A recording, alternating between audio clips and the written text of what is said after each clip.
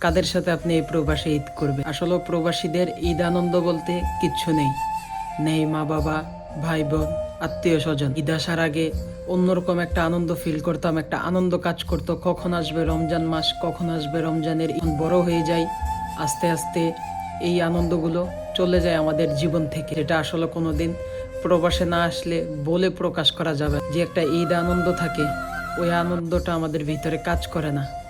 প্রবাসে আসার পর ওই আনন্দটা মারা যায়।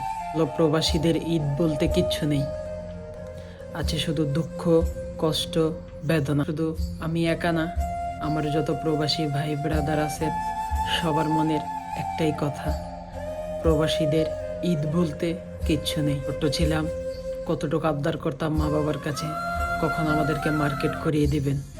আজকে বড় হয়ে প্রবাসে চলে আসছি, কাকে বলবো মার্কেট করিয়ে দিতে।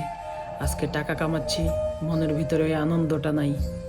ছোট থাকতে যখন দেশে ছিলাম, পকেট ভর্তি টাকা ছিল না, কিন্তু পকেট ভর্তি আনন্দ ছিল, মন খুলে হাসতে পারতাম। প্রবাসে আসার পর পকেট ভর্তি টাকা হয়ে গেছে, মন খুলে হাসতে পারতেছি। নিয়ে চলতে হচ্ছে আমাদের জীবন। সবাই দোয়া করবেন আমাদের জন্য।